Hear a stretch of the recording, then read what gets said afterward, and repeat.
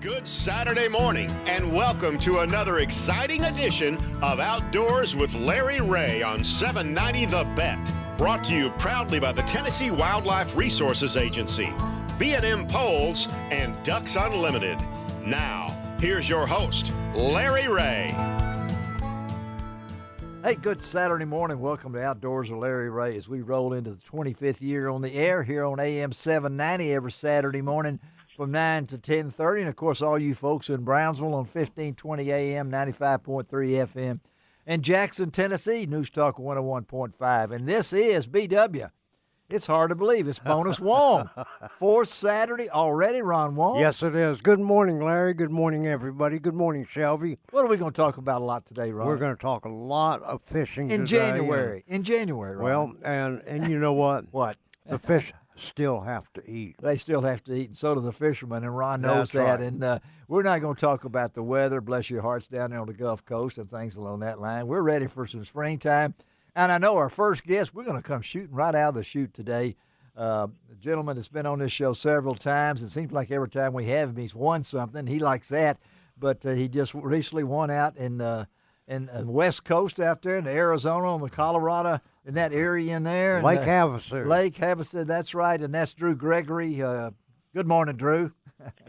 Well, good morning, fellas. How you guys doing? You tell we're pumped Doing up. great. We're I pumped got to up. tell you. Yeah, we're pumped up because not only we're going to talk a little kayak. Of course, we like to do that. And Drew is, like as we said, Ron, from Kent, Ohio, and he's been all the way out west. Yeah. Now he's turning around and heading to Florida. Yeah, he's got a little bit of a drive to make, but he can do it. He can. And I got to tell you something. What? Drew, you know, first of all, congratulations on AOY last year. And, Yeah. you know, what a great season you've had, and you've kicked it off in the right way here in 2025 on Lake Havasu, which actually was not fishing well. It was pretty brutal. Yeah, yeah. Yeah, it was tough. It was tough for sure. And, you know, last year I did win that championship. I appreciate that. AOI was 2022, but 2022, yeah, good buddy Russ Snyder is also right there in Tennessee, Nashville area. He won AOI last year. But That's I'm coming right. for this year, and I'm starting out hot here with the win, you know, fortunate. And, you know, hey, what's interesting is you guys talking about me driving across the country. Yeah. A little part of the story that I think you guys will find interesting is the fact that I flew out to this tournament. You did? And I flew back with a blue trophy. So, All yeah, right. yeah, it was pretty cool to be able to fly out there. A buddy of mine actually from Alabama, Joe McElroy, drove all my gear, my kayak, my Crescent What a kayak, friend. totally, Wow. Torpedo and all my batteries and my gear, rods, reels, out there for me because he was going out there anyway. And, you know, I got wife, kids, just want to spend as much time with them as possible. So that was the only way to really make this one happen. And I fished the Colorado River around Yuma maybe about 8-9 years ago, and I'd always wanted to go back. Yeah. But, of course, when I mentioned it to my wife, what she thought about me doing this, she said, have you not looked at our family calendar and seen that you're in charge of the kids that weekend because we got a girls' weekend? Oh. And I was like, oh, no, I never saw that. So I didn't think it was going to work out, but thanks to my wife's aunt or whoever, whichever girl couldn't make that weekend work for the girls' weekend, my wife said, looks like we're going to change our weekend so you might be able to fish that tournament. And, boy, do I owe that whoever that was. You owe now. And you owe your buddy for taking all your stuff out there and your equipment. And you owe your wife now. Yeah, you Absolutely. you got a lot of people that you owe now that $7,000 you won. So, Dre, you got to look at that. But we really I want to get into you about this quick turnaround that you got to do. I don't think, Ron. Are there any other circuits that put you that close to the next one like that? And well, yeah, it's there got to are, be versatile, but don't the you, thing Ron? about it is it's such a different kind of a fishery. Yeah. Havasu compared to Florida lakes, and Yeah. it's totally different equipment. So talk that you about have to talk about that, Drew. The transition here. So think about it like this, guys. The Elite Series, Major League Fishing, a lot of these other series, those anglers are fishing every single tournament, all 9, let's say. 9. Yeah. We don't have to. Kayak fishermen, we're not, you know, I mean, I do it for a living. I design the kayaks. I work with my I know you sponsors on do, product development. I do all this full time, but not everyone that fishes these tournaments. And obviously, like a Toyota series or even at the highest levels, you got people who still have other jobs, right? Yeah. Yeah. So the majority of the anglers are just cherry picking the events that are closest to them.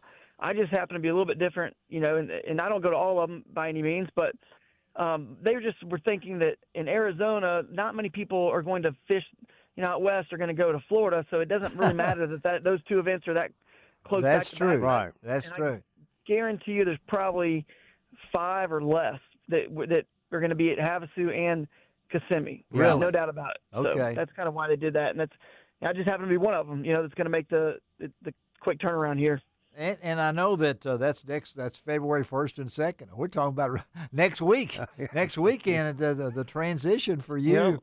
But to come across after that win, that's got to be a spark for you as you start this year, isn't it, Drew? Hey, man, that's a huge spark, and I'll tell you what, people might look at, my career, my resume now and say, man, I've been very fortunate, guys, to win. This is my 5th Bassmaster Trophy. That's the most since they started this series in 2020. Right. And so it kind of averaging one a year, basically, and they only have 6 tournaments, and I probably fish on average about 4 of them a year of Bassmaster. And other national trails that some have come and gone, but the national circuit, KBF, Hobie. I won AOI with Hobie, won an event with Hobie, and several with KBF. So I've got 10 national wins. But wow. I only say all this to say, obviously, I'm proud of that. I work really hard, but at the same time, I just want to say I don't take any one for granted. This might be my last one. It's so you never special. know. That's You right. never know. Yeah. It's so hard, man, just to catch 5 fish, especially with those tough conditions, to win with the talent that's in these fields. I mean, people don't understand the talent that's in these fields. It really is. No, there are some great, incredible yeah. fishermen. Yeah. And I know that this the transition still now you're going to Kissimmee Chain. We know all about the reputation. I still can remember, and Chad Gay. We appreciate Chad setting this up, but it reminded me about Dean Rojas. That 45-pound, 2-ounce single-day catch at Lake Toho. Ron, Yep. you remember that? 45 pounds in one day. Yeah. What would you do, Ron, if you went down there and you caught 45 pounds in one day? That's really awesome. And, of course, I have fished Toho quite a few you have. times. Yeah, and yeah. I got to tell you, it's a special place, and you never know, how you're going to do there. And Drew, one of the things that I admire and I really, really am impressed about is the setup of your kayak. Oh, yeah. Talk a little bit about what you're using and some of the equipment on it. Yeah. Sure. Yeah, you can get that Crescent Kayak Shoaly. Obviously your show, is distributed quite a wide range, but I assume a lot of people in your area they know a shop called Music City Outdoors, and then there's another one over there in a Midwest Kayak Company that's on the other side of you guys over there, just on the other side of Paducah. I think it's Cape Girardeau. It is, that town. You got a couple places you can get the Crescent Kayak Shoaly. It's a really good river kayak. I'm known as, that's my specialty. That's it. And it helps me in the tournaments because I really can eliminate a good majority of the water that's in balance in play because I'm just going to look at the backwaters and the rivers and the creeks. And then on top of that, now I really know how to dial those in. I've just done this so long. But that Crescent Kayak Shoaly is the best tool for that job. And I designed that kayak with Crescent. Yeah.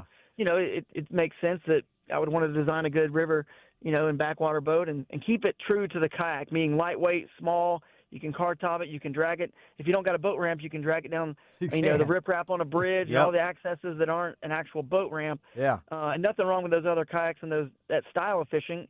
But we're all different. We're all different shapes, sizes, colors, and I'm just a little bit more spastic, and I like the river and the action, the fast action. Yeah. And I fish fast with power fishing, so I use a Torqeedo 1103 as my motor. Yes. And it really moves me about 7 miles an hour, so I can cover a lot of water. Yeah. One day I covered 20 miles there on Havasu. 20 miles in a kayak. Now, folks, we're not talking about a 250 horsepower motor here. No, that's right. Yeah. And You just bring a few extra batteries, and you can cover a lot of water. They're pretty efficient. So that was the main setup with the motor, and the bait was a Z-Man Gobius. Z-Man, yeah. Yeah. Sponsored by them, and have always just love. It's like all I use. I don't have any other lure sponsors. I've never cared to because I just 90% of what I throw is Z-Man. That's it. Because they make everything. They make wire baits. They make jigs. They make plastics. They make literally everything except for hard topwater baits. They make it. Yep. And I was throwing it on a just spinning rod with 8-pound test SX1 Sunline straight braid. All the California West Coast guys told me he can't do it out here. And I love those guys. They're kind of messing with me. they're like, you can't do it out here. You got to throw a drop shot. You got to fish deep. You can't win in the river. All the stuff they said I can't do, it made me want to do it even more. So I went out there with straight braid. It's so thin when you're swimming that Z-Man Gobius, they don't see it. Yeah. Because it's still a moving bait. I'm still power fishing kind of in a finesse way. I'm still moving it and swimming it. Yeah. And I stumbled on a school of 15 smallmouth one day when I was pre-fishing, and I could see it's 30-foot visibility, so I could see the fish. Yeah. I wasn't fishing for the fish. I was just looking for the fish in the water and marking them in practice.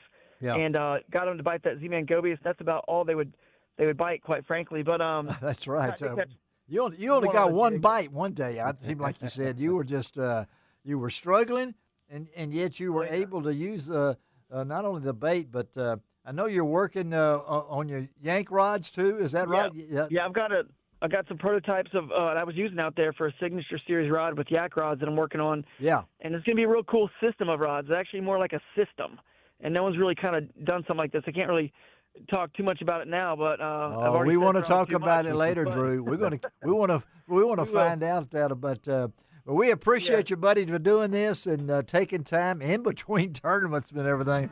So why don't you just head on down to Florida, buddy? Have a great tournament. We'll talk again, okay? And I look forward to seeing you at and the Bassmaster Classic. Yes, he will. I'll be there. All I'll right. be there, man, to defend that title. Thanks, guys. All right, Drew. Thank you, buddy. All right. You're welcome. Let's take a break on Outdoors with Larry Ray. We'll be right back.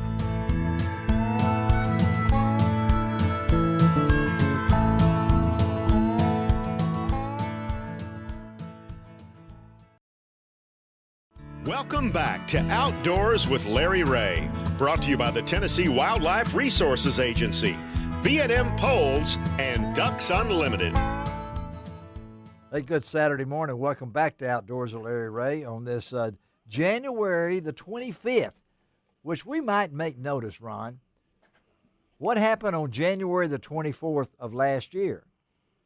I don't know if the next man even remembers that. I don't remember. He does. I'm sure he does, because on January the 24th, 2024, Jason Henniger was named the new fisheries chief Oh, that's it. for Yep. the TWRA. How about that, Jason? And a great job he's done. How about that, Jason? 1 year now. You've been on the hot spot. How's it feel? It has been a very quick year. Has it and, really? Thank you, gentlemen, for remembering that, and it's been a good year. We've been able to do a lot of good things in the last year. So You really have, looking I forward got to many more. I got to ask you, man. And this is just off the top of my head when I start doing these crazy kind of things, Jason. I know we're in the comment period for the TWR fishing regulations going through the middle of February, but I got to ask you, man, how in the world did you go from Tennessee Tech to Amarillo and get back to God's country? I mean, It was really and truly by the grace of God. It was. When I finished at Tennessee Tech, I said, "You put me where you want me," Yeah. and he's led me on a wonderful adventure along the way and put me where I'm at. So well, we're glad really can't you're here. complain at all. I've been to Amarillo. You know, Amarillo in the morning, or whatever it might be. Everybody passes Yeah. through on Interstate 40. But I was looking at Justin's resume when he was named this. Of course, he's no stranger to TWRA with your career there.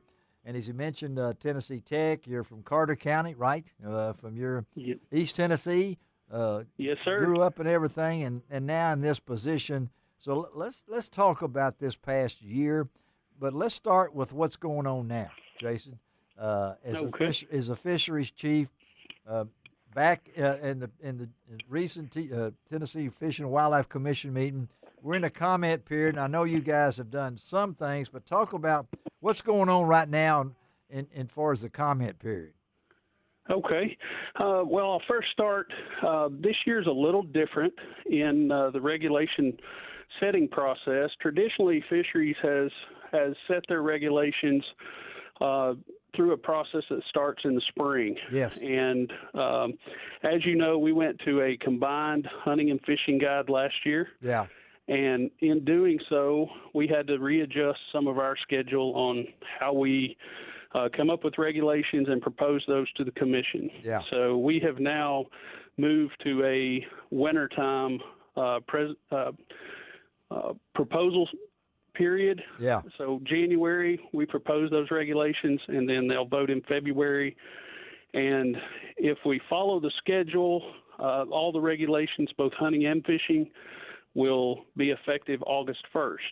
August So 1st, okay. We're following closer to those hunting regulation time frames now than we used to in the past. So all that was because of us changing to one guide. We needed to pull everything together. So right now, as you said, I presented the proposed regulation changes, and we'll talk a little bit about those. Yeah. But we're in the comment period until February 15th. And sportsmen and women can go on our webpage and find the form to make comments and comment on each regulation proposed. And then I think we have a little box there for general comment. Yes, you do. For folks as well. I looked it up, and you take serious these comments, don't you, Jason? I mean, yes, we do. I mean, it's an important part. I know you've learned that in your career because you were assistant chief fisheries and things along that line. You look at every one of these. You're not just kicking them out of the bucket, are you? I mean, you're going through them. And... No, sir. No, sir. Those come in, and we read each one, and it's not just one person reading those. We usually share those with our managers in the regions, yes. And we also share those with the commission. And so they are read and they are taken into account when they come in. And we're not really dealing with a whole lot, are we, Jason? I mean, it doesn't look like it. I mean, no, it's kind of a short list this year, but we have some pretty important things that we need to take care of this year. All right, what are they? What are some of those? Well, the biggest one is the issues that Alabama bass have began to cause here in the state of Tennessee. Yeah. And we found those introductions around 2000, 2001 in Parksville Reservoir. Hard to believe. And since then, we have seen those fish kind of move out from there, especially in the Tennessee River. Yeah. And we found out probably in the last 10 years that they readily hybridize with smallmouth bass and what we call Kentucky bass, Kentucky spotted bass. And it causes a lot of issues with identification. Identification. Yep. And so we've heard from a lot of fishermen, especially tournament fishermen and tournament organizers, that they're having trouble telling what a smallmouth bass is. And so we're looking at changing these regulations so that people can better identify, and they don't have to worry about that 18-inch smallmouth size limit. What about anymore, that, Ryan? So. I mean, well, it's hard to tell. I mean, I'm not. They're real hard to tell. I can remember, I guess it was 2012, 2013. Back in those days, I was fishing Pickwick. Yeah. Caught a bass that I thought was a smallmouth. And then I looked at it again, and it looked like kind of a spotted bass. And I said, yes, what is this? And of course, one of the things that people have named them now are mean mouths. Mean mouths. Okay. Yeah, that's what they call them now. They fight good. Yeah. And they're very. They're starting to get much more prolific, and and it is hard to tell what they are. Is that right? That's right, isn't it, Jason? I mean, yes, that's perfectly right. That's the problem. And the other problem is that through this hybridization, we stand to lose smallmouth bass in the state of Tennessee. Yeah, that's right. Moving these fish around will cause the loss of smallmouth bass in the state of Tennessee. And I would hate to 10 years from now have to change regulations on all our waters because of this issue. So we're known for smallmouth bass. We have some wonderful quality fisheries, and to lose smallmouth bass in the state of Tennessee would be a terrible thing. So you're asking the public for their comments on this issue as one of the things, right? Well, what we're asking is for the proposed regulations that we have, what's their comment on that regulation? Yeah. Now, if they want to comment on Alabama bass and Alabama bass management, in that open comment box, we would love to hear what their thoughts are. Yeah, Ron, you need to you need to give your thoughts on that, Ron, because they're going to read all this, and because they're going to need a lot of help, and of course, one of the things that we have to really look at, also, in my opinion, is that once we're able to identify properly those crossbreeded smallmouths, if you want to call it that, and the Alabama bass, is that we've got to take all regulations off of those and keep them all. Yeah. Is that right? Yeah, it would definitely help harvest of these smaller fish. Yeah. These are the ones that are probably the most hybridized. You may still have some of the pure smallmouth and pure species in these older individuals in some of these quality fisheries. Right. But those individuals that are smaller, we know are highly hybridized, and it won't hurt at all to harvest some of those smaller fish. And then if harvest is something you do as an angler, it's definitely not going to hurt our situation by harvesting those fish. Yeah. Harvesting bass really is kind of a thing of the past for most people throughout the state. We see across the state, bass harvest is down to about 5 to 7% on most reservoirs. We've got a few that are still up there around 10, 15%, but very few. Yeah. So not a lot of people harvest bass, and that's part of the problem here. So catch and release. I mean, that's it's a way of life now. Yes. Yeah, and that's what people have been taught, especially all the younger generations. That's all they've ever heard. That's right. And but you have some other things in here. I noticed the American Fishery Society has wanted you to update the scientific names of largemouth bass and Florida bass in Tennessee. They went ahead and updated the names for us. They did for us. That's we right. We didn't find out till a little bit later. Yeah, so we're having to do some house cleaning to get those names correct and follow kind of the standard. Like you don't have enough things to do here. I mean, when it comes down to it. But I know right now you got about 2 minutes here. Jason, I appreciate you stopping off and being with us on Outdoors with Larry Ray. We got a lot of things, folks. So you need to go to tnwildlife.org, right, Jason? And click on the fisheries link, which I do all the time to make sure, because they've got some other proposals. You need to look at the proposed black bass, 5-fish creel in the combination, 15-inch limit on Fort Loudon, Pickwick. There you go, Tellico, Watts Bar, and Chilliwack reservoirs. Check all these out. And as Jason said, they read all these things. And I know I got to see a free fishing, Bobby Wilson Free Fishing Day. I saw that over in East Tennessee. They're changing some of the rules and regulations over there. But, Jason, we appreciate it, buddy, for being with us, and we'll stay in touch. And, again, happy 1 year on the job. Thank you, Larry. Appreciate you guys and everything you do to get the word out for us. And you're doing a great job, and we're going to be in touch a lot. Yeah, stay with us, Jason. All right, buddy, have a great weekend. Okay. All right, thank you. Thank you. All right. Let's take a break on Outdoors with Larry Ray. We'll be right back. We're going to talk crappie fishing now. Ron's perking up over there. We'll be right back.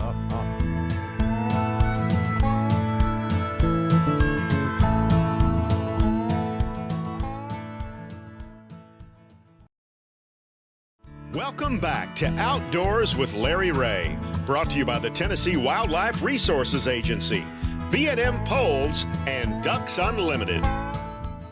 Hey, good Saturday morning. Welcome back again to Outdoors with Larry Ray on this final Saturday in January. I am ready for some spring weather, folks. I know that. It's coming. It's coming. I know it is, but I'm tired of snow and sleet and cold weather and all that stuff. So Ron Wong is in. You heard that voice. He's here. The class of 2025 Legend of the Outdoor Hall of Fame members sitting over there. And I know, Ron, this is going to be a special year for you. But I know one of the things that you always put on your calendar every year is the Grizzly Jig Spring, it says, show. It's not the spring, but it's time. And thanks to Ron, we're going to devote the next 3 segments. All you crappie fishermen out there, and you just anglers everywhere. Pan fishermen, even cat fishermen. Yes, fishermen, anything. It makes no difference. Because something's coming up in Caruthersville, Missouri, coming up next week, and we're going to spotlight the Grizzly Jig Show coming up, and I know it's one of Ron's favorite events, and in honor of that, what have I got on, Ron? You have got a red Grizzly Jig shirt on. Yes. Looking good, Larry. Looking good. And I got to look good for the next guy because absolutely his family, the Mansfield family, has been part of this since it started, and they're still on now. They're on Truman. Is that Truman Avenue? Wade Mansfield? Truman Boulevard. A boulevard. Okay, man. I didn't know the boulevard. Big main thoroughfare. Yeah. One year at Ames Plantation out there at the Bird Dogs thing, I said Ames Plantation was on Buford Ellington Boulevard. I said there ain't no boulevards in Grand Junction, Tennessee. But there are in Caruthersville. Hey, Wade Mansfield, how you doing, buddy? How you doing, Larry? I'm wired. I'm tired of all this. And you keeping Ron straight? No, sir. No, I gave up on that a long time ago. My brother by another mother over here. I got you. But I said, look, we got to talk spring, the Grizzly Jig Show, and who better? Ron set it up, folks. We're going to have Wade on right now, followed by Les Smith, and how about Kent Driscoll? So you're going to get all you want to know about the Grizzly Jig. And Wade, I know this is a special time for y'all, but it's also a lot of work involved in this, isn't it? I mean, you guys. Oh yeah. It's a lot of preparation, especially getting after Christmas and the first of the year. Yeah. We try to power through it, but yeah, we're gonna be ready and look forward to this year. We got some new guys coming out, and also a lot of the old guys coming back. Les and Kent Driscoll will be there. And I know this is just talk about the career of this thing, because you guys. You have expanded the size. I mean, your signatures everywhere, what you do, and talk about the evolution of this event for you guys, you and your dad and the family. Well, really, probably the first one we ever had was actually in probably like '93. Okay. And which consisted of probably Big Lou and Tim Huffman and Dad's old fishing partner, Scott Stafford. And yes. Probably Billy Blakely or Ronnie or one of those guys came over, and they just talked to people. And we probably had 10 people show up for that very first oh my gosh. one. Yeah. And it just kept getting bigger. And then we just made it official about, 22 years ago, and we fill it up from Thursday through Sunday, seminar after seminar. There was last year how many states represented? Yeah.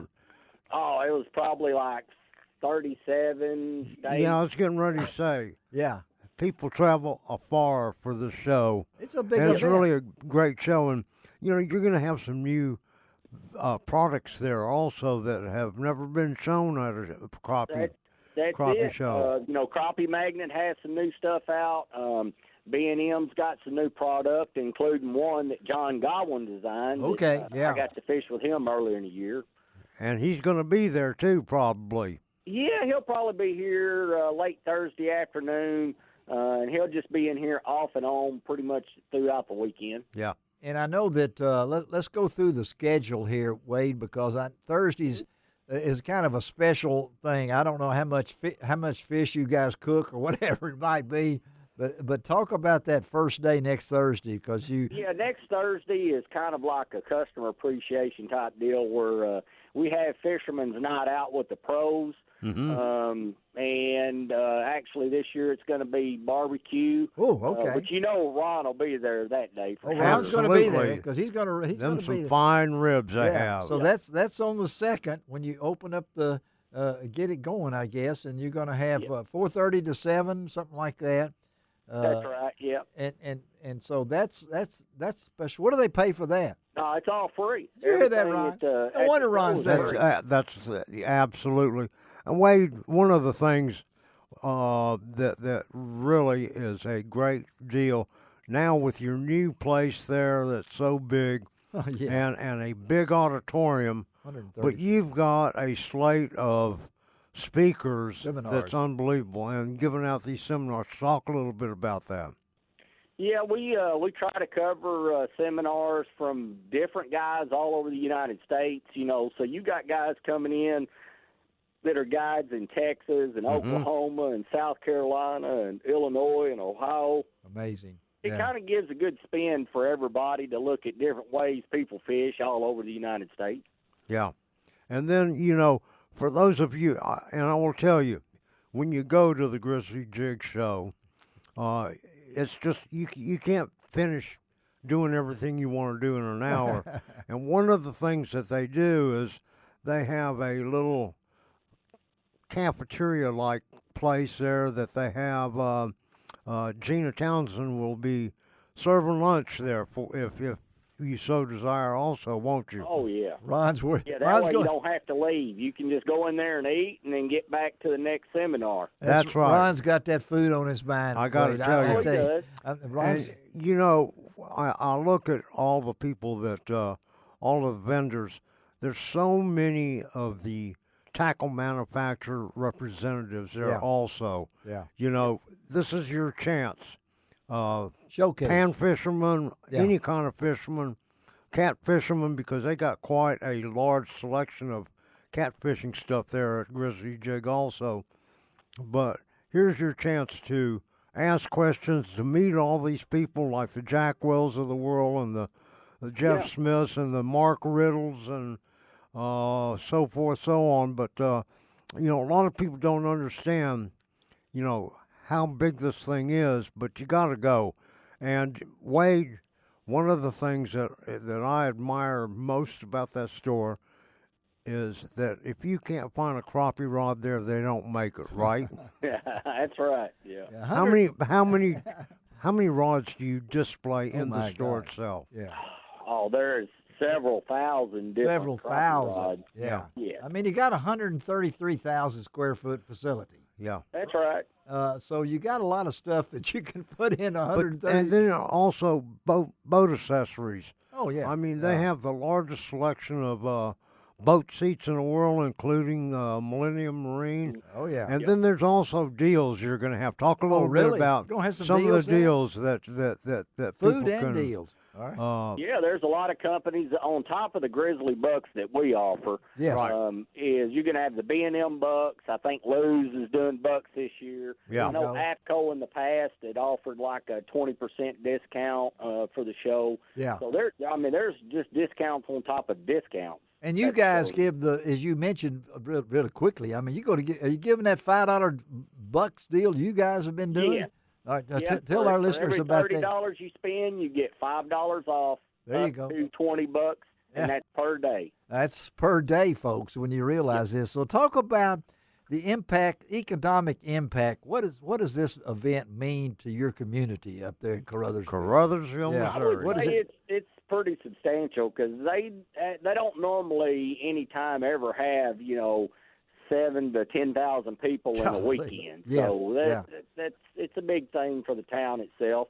And the casino and a lot of these places have offered discount on hotel rooms and everything. They enjoy having everybody in. And it's how big is Carruthersville now? What's the population? Now the population is probably about 5,200. 5,200. So you're going to double that in 3 days. There, it's 4 days. Yep. You're going to double that for Carruthersville.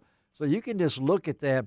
And I know when your dad Louis started all this and the dream, and you're really living a dream here, aren't you, for your family? Yeah, and it's for sure a dream, but now it's all work. It used to seem to be fun. There's a lot more work involved now. Yeah, it is.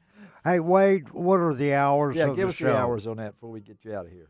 All right, so pretty much from Thursday through Saturday, it'll be normal hours like 7 to 5. Okay. 7. Sunday, we're not normally open, but we'll be for the show for February 2nd. The doors open at 9:30, and we start doing the show closing. We start at 4 o'clock. Okay, so did y'all hear that, folks? They open the doors at 7. This is like going to Black Friday. I feel like it, because how many stores open at 7 in the morning? Yeah, and you know what's so great about Saturday, too, I believe it is, is that Mr. Crappie, Wally Marshall, will be hosting breakfast for anybody that wants to get in there Saturday morning, right?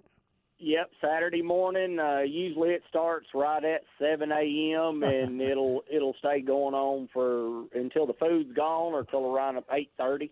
Oh, it's just an amazing event, folks, and put it on your calendar for next week. Ron, What's the address there, Wade? Oh yeah, I love to hear that address. 1503 Truman Boulevard, Caruthersville, Missouri. Truman Boulevard. That's not named after anybody we know, is it? I mean, I think so. I think it is too. It's named after a president. I mean, one of my favorite, Harry S. Harry S. Truman, and of course now we're going to say from downtown Memphis.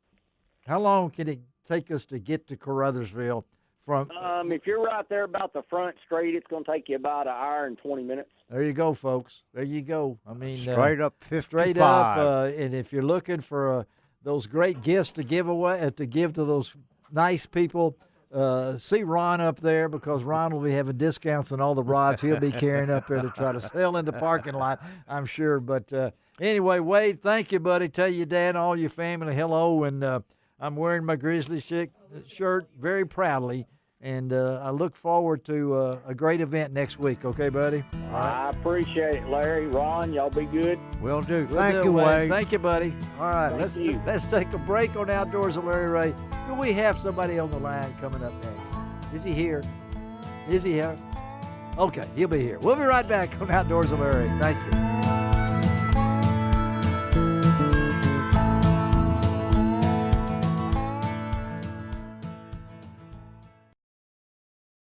Welcome back to Outdoors with Larry Ray, brought to you by the Tennessee Wildlife Resources Agency, B&M Poles, and Ducks Unlimited.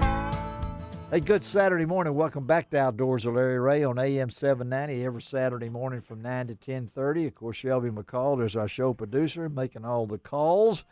She does every time. And then, of course, this is for Saturday, what we call BW, because it is Bonus Wong.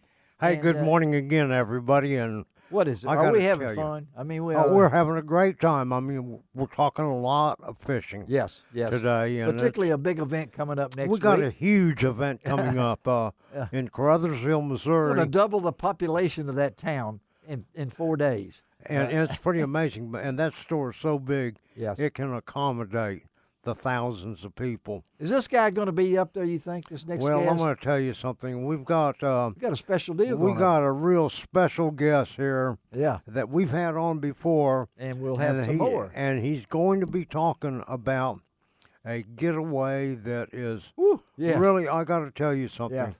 Everybody that has been involved or has won this prize over the years are still so impressed with everything about it, all the way from the fishing, which is awesome by all the guides and everything, to the facilities that you get to stay in.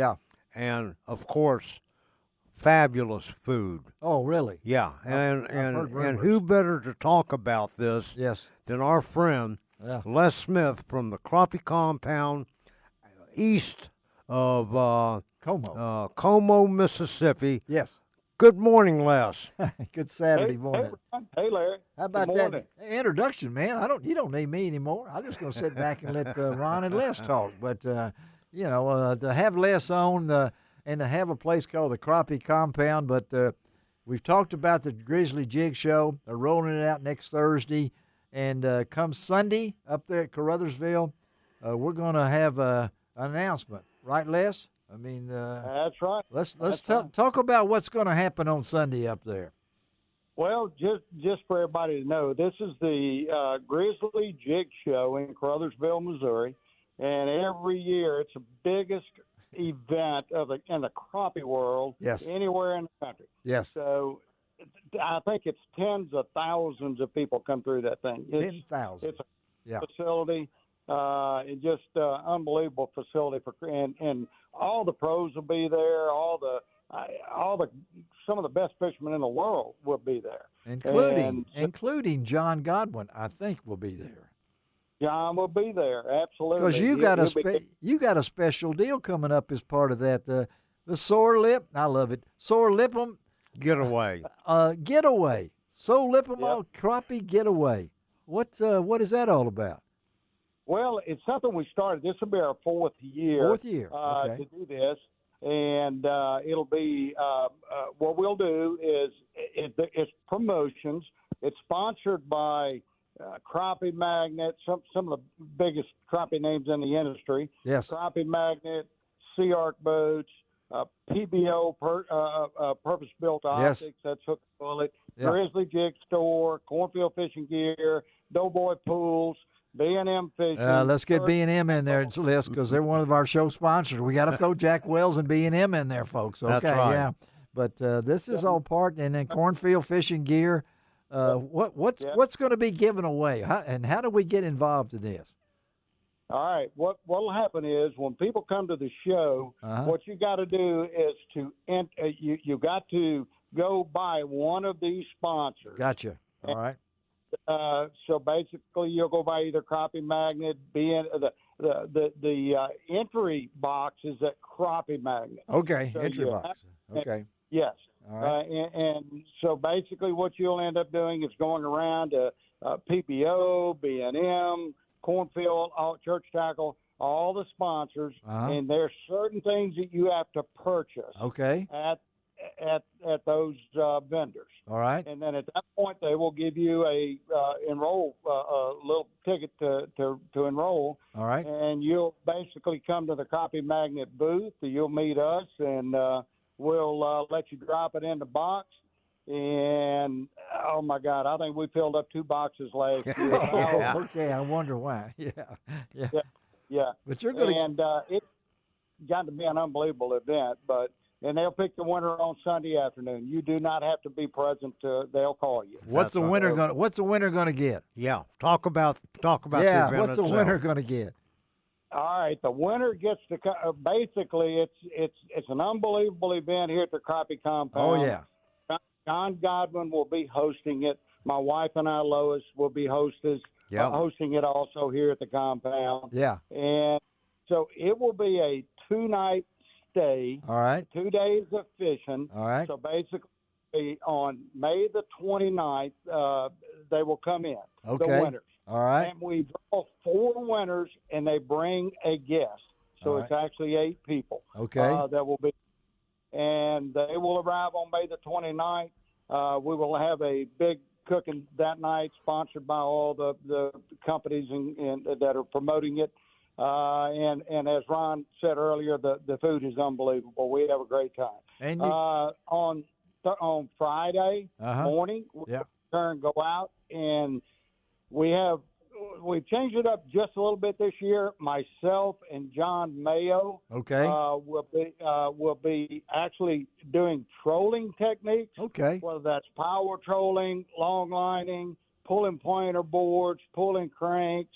It will be some form of trolling aspect. Okay. Then you've got Jason Cook Yep. and Steve Coleman, and everybody knows who Steve Coleman is. Yes. One of the legends. Yeah. They will be live scoping. Oh, okay. So what we're going to do is we're going to let 2 of the guests go with 2 of them on one day, and 2 go with us in trolling, and then we swap those 2 out. And so everybody gets an opportunity to look at 2 or 3 different styles of techniques of fishing and get to fish with a couple of guides while we're there. On Saturday night, on Friday night, there'll be a big event. Now, we did change it up a little bit this year, Ron, so they'll be coming in on Thursday, not Friday, like we have done in the past. Okay. Yep. And we fish them on Friday and Saturday, and then at that point, everybody will disperse Saturday afternoon to go home. And used to in the past, it was Friday, Saturday, and everybody went home on Sunday. Yeah. But we're doing a little different this year. So Friday will be the fish fry then. That is right. Yep. Friday night will be the fish fry, and that is one heck of a fish fry. Are we still we're getting on the Fish Eat Live show? Is that going to be? Is that still? Yes, sir. You'll get PBO optics hook and bullet, gives everyone a pair of hook and bullets. Our man Bill Waller, way to go, Bill! Yeah. Bill, yes, sir. Yeah. And the best sunglasses in the world. I got a pair with me now. Okay. Yeah. Yeah. You won't want to do that. So this is all, folks. This is another reason to go to Caruthersville next week. This is some kind of trip, because a lot of people say, "What's the Crappie Compound?" Now, briefly describe what is the crappie compound, because you may think we're not talking about the. It's a resort. Yeah, talk about it, because it's not. It's no compound like I've ever heard of. So, Les, you only got a couple of minutes. Tell us what the crappie compound is. Larry, I wish I knew myself, to be honest with you. All right. It has gotten to be, I don't know, in the crappie world, it's amazing. one of the funnest. It used to be my hunting lodge. We turned it. Lois and I actually moved over here about 4 years ago. That's full right. time. Yeah. And basically we can house. I think we can sleep about 16 people here at the compound. Wow. We have their own quarters and facilities that people can stay in out here in the man cave and all that area. Oh, I love it. But we have we film a lot of TV shows You out do, of here. yeah. Fishing Field, brush pile fishing, Yes. Legends of the Outdoors. Yes. We have all kinds of crappie events here. We've actually started having some deer hunting events here. We had a real fun deal this year with B&M. We called the B&M Shootout. I heard about that. Yeah. This is an amazing place, right out of Como, Mississippi. It's a spot on the earth, folks. That I know me and Les. I'm going to get there sometime in the spring with me and my wife Miriam, because before I kick the bucket, it's on my bucket list, Les, because I've heard such great things, and Ron has spoken about it. But tell you, folks, this is an amazing place you're going to have a chance to go to. It is truly a resort, Larry. Head up to Caruthersville. You're going to get some great buys and things like that. And get a chance to meet people like Les Smith, who really cares about the crappie fishing industry and the fishing industry as a whole. Yeah, you got it. And a lot of fun, and you can learn a lot from all these guys. Yeah. It's an amazing, amazing event. And, I always, for me, to get to see these guys, to see what all they do. They're just good people. I mean, it's and a lot of fun. They care about all the people in the industry. All right, so Les, that's a sore lip 'em crappie getaway coming up, hosted by John Godwin, but of course it's going to be at the crappie compound And hosted by Les Smith. But we appreciate you, Les, you and Lois, for what you do to our Mid-South community, and always a pleasure to have you on Outdoors with Larry Ray. And we'll send Ron up there next week. Make sure you send him back, okay? I don't want him to get stale up there or anything like that. But Les, thank you, buddy. All right, Larry, Ron, thank you. Have a great weekend, buddy. God bless you, okay? All right. Thank you. All right, Les Smith. Well, let's take a break on Outdoors with Larry Ray. Let's get this rolling now. Kent Driscoll coming up as we talk about crappie fishing, grizzly jig, and everything else in the Mid-South on Outdoors with Larry Ray. Be right back.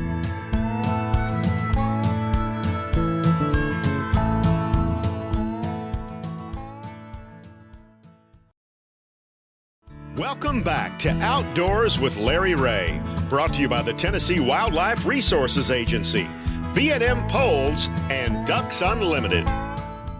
Hey, welcome back to Outdoors with Larry Ray. We talk outdoors every Saturday right here in Memphis from 9 to 10:30 on AM 790, part of the Odyssey family. Of course, in Brownsville, 6 to 7:30 in Brownsville on 1520 AM and 95.3 FM. Of course, in News Talk 101.5. Every Saturday from 6:30 to 8 in Jackson. And we've been having a special show today because it's fourth Saturday. That's BW. We call that Bonus Wong. He is in here, and we're going to talk a little fishing. And this kind of closes out three segments on an upcoming event in Caruthersville. It's the 22nd annual Grizzly Jig Show. Well, I can't wait, Larry. Ron will be up there. You will be there next weekend, and we'll be spotlighting Ron as he's up at Caruthersville on next week's show. But we got another guest rolling in right now. He's not really a guest. He's kind of like home folks here. Well, he's been part on of quite this. a few times Yeah, here. we've been on the air almost 25 years. I don't know how many times this guy's been on the air. Why don't you introduce this next guest? Well, our Ron? next I'm running out guest, of breath. Larry, thank you. Yeah. Our next guest is a member of the Legends of the Outdoors Hall of Fame. Yes, he is. Director of pro staff for B&M Poles. Yep. One heck of a professional crappie fisherman. and he has done a lot of podcasts, TV shows, videos. He's a celebrity in the crappie world. That's enough. Our friend, Kent Driscoll. Good morning, Kent. Hey, Ron, how much did you get paid to say that? Yeah, Hey. Say it again. Can he say it again? Yeah, this Saturday morning we've rolled it out. Now we're going to double his pay. Going to add another zero. But good morning, fellas. Good morning. Good morning. Good morning, Kent. And let's talk about. I think you're at Reelfoot this weekend. You're talking about that, but I know you'll be up at Grizzly Jig. Talk about that show and what it means to you as a crappie angler, and what it means to the B&M poles to be up there. Yeah, I tell you, Larry, it's kind of like the Super Bowl of crappie fishing. There you go. Yeah. In a who's who in the crappie industry. Yes, it is. And if you could combine those two, and put them together, that's exactly what's going to be going on at Grizzly Jig, starting on Thursday, January 30th, and going through February the 2nd. Amazing. And it is. I tell you, there's no other show like this, because it really is focused and dedicated to crappie fishing and pan fishing and a little bit of catfish. But the amount of industry people that are there, all the different pro staff teams, all the different suppliers that are there, is just unbelievable. And all of these guys come together as a group and as a team to really help other anglers. Yeah. And help Grizzly Jig sell product, but also educate consumers that walk in the door. We spend a lot of one-on-one time with the customers. Yeah. We have sit-down seminars pretty much all day. Yeah. There's a couple on Thursday, but Friday and Saturday are just jam-packed with seminars. Yeah. And these are anglers from all over the place. Yeah. Okay? Yeah. So you can learn. There is so much knowledge in this room and in that building that it's unbelievable. And then we've got a couple of boat companies that come as well. Yeah. Sea Ark will be there. Yes. I believe the guys from War Eagle Boats will be there. Yeah, that's right. And I think even some guys from XL, they were there last year. Yeah. So, man, we just all come together as crappie fishermen, on one weekend, and we just try to promote the sport and help Grizzly Jig sell product, obviously. Grizzly's been around, and this show's been around for over 20 years. That's right. Yep. Yeah. That's right. And with a focus on the core crappie market. Yeah. Yeah. And we're just really grateful to have the opportunity and have partners like Wade Mansfield, Louis Mansfield, Tony Lockhart. I mean, those guys, they work their tail off. They do. 360 days a year to get ready for this show. All the planning, all the phone calls, all the product that they bring in, all the scheduling, man, they just bring it all together. The food in the evening, Thursday night. Yeah, Thursday night's Fisherman's Night Out. Yep. Okay? Oh, yeah. And they feed everybody. And how much does it cost to go to this thing, Ron? Free. It's free, y'all. F-R-E-E. We haven't even mentioned that. And I got to tell you, one of the things Ken just mentioned was Tony Lockhart. A lot of people don't know he's really behind the scenes of Grizzly Jigs. Yes. Yeah. He gets more deals from the crappie industry, and he brings them to Grizzly Jigs and passes it on to the consumers. That's what makes them so great. Yeah. And also, Kent, one of the things you mentioned was boats. I understand Sea Ark is going to be bringing 2 of their new boats there, right? They are. These are the 2 brand new models. They're going to be new for the 2025 year. I haven't even seen them yet. Okay. And I am and they'll have 2 or 3 representatives from Sea Ark, from the supplier. Yeah. That are coming That's and great. spending time. Yes, absolutely. And if you're one of those guys and you're in the market for a boat and you've got questions, these are the guys you ask. These are the guys that build them, make them, market them, and put them together. And it's nice to have one-on-one time, with a factory representative like that. And big deal. I know that many of your pro staff will be there. Absolutely. I don't know how many pro staff members do you guys have For B&M? For B&M.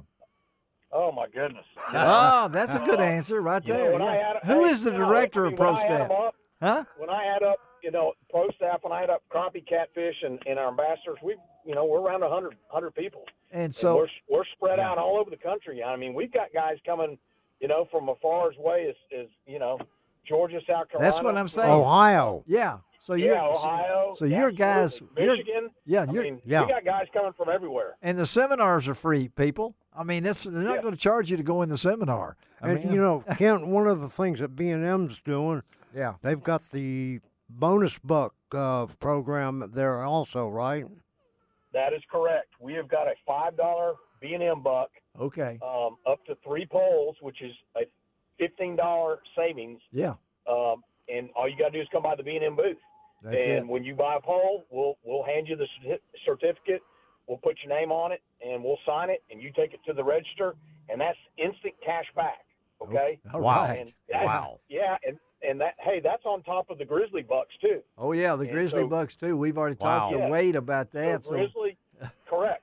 And I know Wade talked about it. So that is a fantastic deal right there. And add those two together, and you're adding pretty considerable savings. Now the other thing that we're doing as well. What's that? And I know you talked to Les Smith about that, but it's the Sore Lip 'em All Oh giveaway. yeah. We have a partnership where Yeah. we partner with B&M and Crappie Magnet, Purpose Built Optics, Yes. Sea Art Boats, Cornfield fishing. Cornfield Fishing. That is correct. Yeah. And for customers that come in and buy product at each one of these sponsors I mentioned, they have the opportunity to enter in to win The sore a lips. 2-day Yeah. fully guided fishing trip at Yeah. Les Smith's Crappie Compound. Oh yeah. We just talked to call him. it the Sore Lip 'em All Getaway. Yes, it's just amazing the way you guys team together. I see this as a family atmosphere, folks. It really is. It's not. I'm trying to beat somebody else or whatever. You guys come together for this event, all for the same purpose. What would that purpose be? What is this, kid? If you had to tell somebody what this is.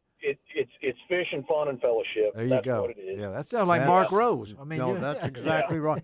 And Kent, you talked about the Sore Lip 'em Getaway, but not only do they have the John Mayos and Steve Coleman's and Les guiding, but also people like you are going to be there to help out. Oh, that's going to be a great thing. Kirby Ham May. will be there to DJ. Yeah, and Jason Cook and John Mayo. Charlie Bunning will be there. Yes. Yeah. Absolutely. And you want to talk, I'll tell you, Charlie Bunning, in my opinion, can fillet a crappie faster than anybody I really? know. Oh, amazing. You have a contest on that. Yeah. He's a Charlie Bunning is the hardest working human I know. Yeah. Between him and David Jones. Oh yeah, they David. They almost run the entire B&M pole booth. They price them, they stock them, and they sell them to customers, and they're constantly moving. You will never see those two guys standing around with their hands in their pocket. That's right. I think that's part of the B&M. Working. Man, they are such great assets to our team and Grizzly Jig. It's unbelievable. And it just all fits together, folks. That's again. I know we've had Wade Mansfield, Les Smith, and now Kent Driscoll talking about this event. You might say, well, why are they spending so much time on Outdoors of Larry Ray on this Saturday morning on this event? It's because it doubles the size of Carruthersville. There's 10,000 people coming up there. There's chances to buy that special thing. And to meet all the celebrities in the crappie world. And you don't pay a dime to get in. Yeah. And they got food on Thursday night. They got Ron's already told me they got meals at noon. Oh, you can go out and they'll have a cafeteria and you can be up there in an hour and a half from downtown Memphis across the bridge. Hey, Kent, we appreciate it, buddy. And I know it's not an easy job to be director of pro staff for B&M, because I can't imagine how many people want to be one every year. I'm sure that you are sent hundreds of people that want to be a part, because you guys do.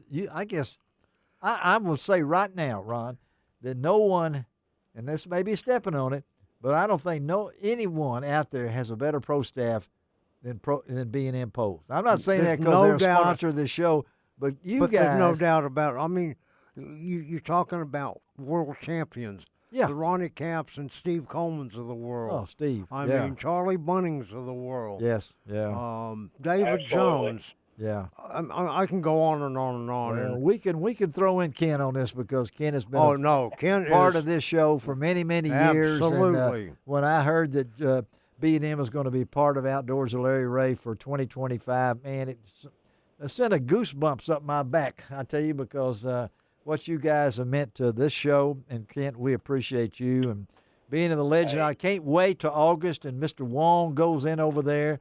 He's already working on his 15-minute speech, and I know that.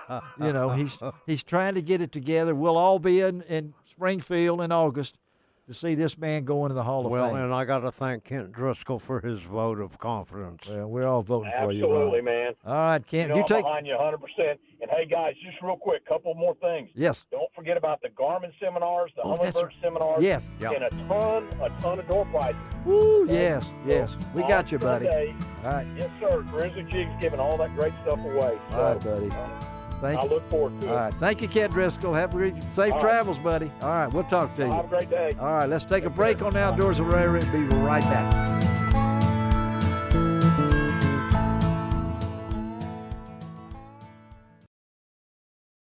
Welcome back to Outdoors with Larry Ray, brought to you by the Tennessee Wildlife Resources Agency, B&M Poles, and Ducks Unlimited. Hey, welcome back to Outdoors with Larry Ray on this Saturday, January the 25th. Ron Wong is in with us as he is every fourth Saturday and second Saturday. I'm going to step out of my element here on the Outdoors. We've been doing this coming into our 25th year on the radio. So I guess it's my show, right, Shelby? So I can do what I want to with it, right, Ron? Yes, you can. So we're going to step out of the element on this because I wanted to do this as a special tribute to a longtime friend that I've known since his days at Fraser High, back in those days. And I wanted to pay tribute to the late Phil Clark on this final segment of today's show. And I couldn't think of a better person to come on and talk about Phil and our relationships over the years than one of his best friends, and that's Jeff Hopkins. You folks know Jeff from his time as a coach, a baseball coach, whether it's University of Memphis, whatever it might be. But he was a true friend to Phil. And Jeff, I appreciate you. I know you're under the weather. Ginger's under the weather. We've all been under the weather, it seems like. But thank you, Jeff, for popping in and talking about Phil. Thank you, buddy. Okay? Hey, listen, Larry, thank you for having me on. And it's a joy to be able to join you, who I've treasured your friendship for so long, and I'm just glad to do it. Well, I know we go back a long way, the green-shirted toughs, you know, from Fraser days and things along that. And I did not call them that. Bobby Hall did. I'll let that set that straight. But you and Phil, and we know Phil's been that battle of the cancer for several years now, a true trooper, the man that won 833 baseball games. I think that's second only to Buster Kelso, and that's because Buster refuses to quit. You know, when we get down there to it. But passed away last Sunday of cancer, and we know the things are set up right now. Why don't you tell them the arrangements before we talk, Jeff? When are the arrangements? You've got that information, if you don't mind. I do. The arrangements for him will be next Friday. Okay. I don't have the date in front of me. Is it That's the okay. 29th? That's okay. Next Friday, a week from Friday, from 5 o'clock p.m. to 8 o'clock p.m. Okay. At Ellendale Baptist Church. That will be the visitation. Okay. That's the 31st. And then his funeral will be on Saturday at Ellendale Baptist Church at 1 o'clock p.m. At 1 o'clock. And so a lot of us know where Ellendale Baptist is, but I know y'all go back a long way. You guys went back a long way. Talk about that, how you became friends with Phil, and share a little bit about what he meant to you, Jeff. Okay. Listen, he was a guy that it seems kind of strange talking about it, but when I was a young boy, playing baseball in the Fraser Recreation Association. Yes. I can remember when I was 11 or 12 years old being in a ball game, and I'd look out the dugout in the back of the dugout, and there was Phil Clark and Dickie Clinton and Ricky Wilson and my brother Mike, all Fraser High School guys. Yeah. They were about 4 or 5 years younger than me. They're back there playing cup ball. Every time I played, I'd look out that dugout, and they're playing cup ball. And I just remember that so distinctly. And then his dad, Steve, and his mother, Janie. Yeah.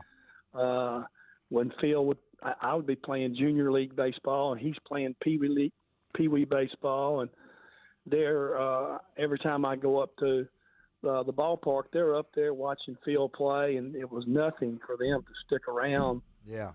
To watch another ball game. They were a baseball family. They just loved baseball, and they followed Phil.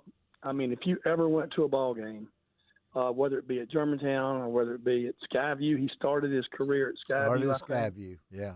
And then he went to Germantown and then finished at Bartlett. Regardless of where he was, his parents were there watching him. Yeah. And Janie's his mom is still, I think she's 89, I believe, and she lives and cuts her own grass with a 72-inch zero-turn lawnmower. Oh man! Wow! But she's at every game that he's ever played, and they were just a family that I grew up knowing. And you know, he played basketball at Fraser High School. He played baseball at Fraser High School. Yes, he did. And he was just a great. It was a great family, and he was a big part of that. And you have stayed close to Phil for all these years. I mean, it's time not only the coaching time, but athletic director at Bartlett, where my son grew up and went to school and everything like that. And you were able to stay close to he and Donna and his family during these last years, Jeff. And I know you were there on the day that he passed, and talk about what he meant to you. I know it's tough, but well, he's a very special guy to me. You know, Larry, not a lot of people knew it. When I was attending University of Memphis, back then it was Memphis State, playing baseball. Right. I knew that I wanted to get into coaching when I graduated from college. So my junior year in college, I started coaching. I coached the Sheriff's Department American Legion team, and Phil Clark was part of that team. Was he really? He was on my very first team I ever started coaching, and that team mostly consisted of Fraser boys. Phil was on it. Bobby Austin, Ricky Wilson, Dickie Clinton, my brother Mike. Yeah. Dickie ended up being a two-sport guy at Vanderbilt. He was a catcher and a linebacker at Vanderbilt. Yeah. There was always, as you well know, Fraser had some great athletes back then. Yes. But he was on my first team there, and then when I left and graduated from Memphis, I spent 1 year at Skyview, and then I met Donna there at Skyview. Actually, oh, you did. She was a student. Yeah, she was a student, and I was a teacher. And then I left and went to Jackson State Community College for 13 years. And when I left to go to Jackson, Phil left Jackson State Community College where he was playing and signed with Memphis and Coach Kilpatrick and came back to Memphis and started playing baseball. Yeah. So I'm in Jackson for 13 years, and Donna even babysat my baby. Oh, Christy, really? Yeah. My oldest daughter, Donna, she babysat for us up there. So I go back a long way with them, and through the years, I followed his coaching career as I coached at Jackson. He began coaching at Skyview, and then he began coaching at Germantown, and I was at Jackson and would come in town and recruit his players. Yeah. And then I eventually ended up at Memphis and recruited his players. And, I reminded Janie the other day of another sad moment in my life. I'm at Germantown High School watching Phil's best team play in 1995. Oh, yeah. That team that went undefeated. 38 no. Right. Yeah, 38. You know, they were national champions. Yes. I'm sitting there watching them play, and Janie comes up to me and she says, "Jeff, Ginger's in the parking lot. Mr. Perry has just passed away." Oh. That's my father-in-law. Yes, yeah. So that was a sad moment, but that was part of it, and I just continued to watch his teams play. And then when I left Memphis and I went to Collierville, of course we played against each other, which that was great games. I tell you. Well, they were great games, and Competitive. I'm gonna tell you something. Yeah. He was an outstanding coach. He wanted to beat you. He wanted to beat you. I don't know, you're friends, but he wanted to beat you. You wanted to beat him. Well, there's an old adage, you know, you want to beat your enemies, but you got to beat your friends. That's right. Yeah, yeah. And so you kind of related to each other through these years, and then when the health situation came in, you still related with Donna and the family and with Phil, because it's we'd like to say a brother by another mother, whatever it might be. You guys had so much in common: the competitiveness, the baseball, whatever it might be. Frazier might be in this, and so you have been through. This was a tough journey for Donna and the family, but to be a part of it, Jeff, I know he appreciated you being there, and that's just the way you are. I know, buddy. Yeah. I know how much I loved him, and I felt like he was a guy that just loved everybody. He was, if you really knew Phil, and I know you did, Larry. Oh yeah. He was a guy that made you feel like you were part of the family. Oh, I mean, he just always cared for other people. He was a very disciplined coach. Yes, he held his players accountable for everything they did. Yeah. But his players loved playing for him. Yes, they did. And he developed lifelong relationships with them because of his love for them. And he was a very, very special guy to me. And I had the privilege of being with him in the last few days and having the opportunity to pray with him. Yeah. And be with him at the end. Well, I know that the family appreciated that, and as I told you, Donna was my dental hygienist for many years with Dr. Mike Fenner out in Bartlett, and I know she was always, she'd have my mouth wide open telling me about what's going on with Phil and the boys or whatever it might be. Yeah. Just talk. You can imagine that scene when you're trapped in the dental chair. But I can imagine this. That's the only time Larry Ray wasn't able to talk. Somebody had his mouth wide open. Okay, thank you, Jeff. But, hey, buddy, I'm going to let you go. Appreciate you doing this, and folks, again, that visitation is next Friday night at Ellendale Baptist from 5 to 8. The funeral again is the next day, Saturday, at 1 p.m. at Ellendale Baptist. Jeff, I will see you there, buddy. Love you, brother. Thank you for what you stood up for, I've always loved you, Larry. Thank you so much, man. I'll see you, Jeff. Thank you, buddy. Have a great weekend. All right, Jeff Hopkins. I want to get that in there. Before we close out the show, we are going to close it out on a fishing report. Ron's going to roll in these final 2 minutes. I will tell you, next week we'll have Dave Gabbert and Gene Smith, and we'll try to get if we can get he should be out. He better be out of the duck blind next week, is Bill Cooksey. Give us a quick one. It's cold, Ron. It's going to rain this weekend. And we need rain. All right, because it'll warm up the water a little bit. Yeah. Surface temperatures in the area lakes are anywhere from the low 40s to high 40s right now. Okay. But they'll be quickly warming up as temperatures get up to 50. Back to average. Okay. Average 50 degrees here this week. Yeah. The crappie are biting. Okay. Where? But they're biting. The best place really is on the Tennessee River right now, Pickwick and Kentucky Lake. Okay. 15 to 17 feet deep. 15 to 17. Over deeper water around brush piles, and using a single jig like a crappie magnet tipped with a small minnow. Or using an eye-hole jig and putting in the eye-hole. slab bites. And you want that scent right now. Yeah. And you don't want to jig that jig very much. Drop it down, hold it still. Yes. Just with a very little movement of your hands is enough to make that bait move the fish aren't going to go fast. All right. And if you're going to want to catch a bass, yeah, bass are biting pretty good there at Pickwick and Kentucky Lake also. Okay. All right. Green pumpkin or black and blue jig is working real well, especially around small rocks. Small rocks. Not boulders, rocks. Rocks. And the reason is this time of the year, the bass, because it's so cold, they're rooting around for crawfish. Crawfish are around small rocks, not big rocks. Amazing. And before we go, you're going to tell everybody, be safe.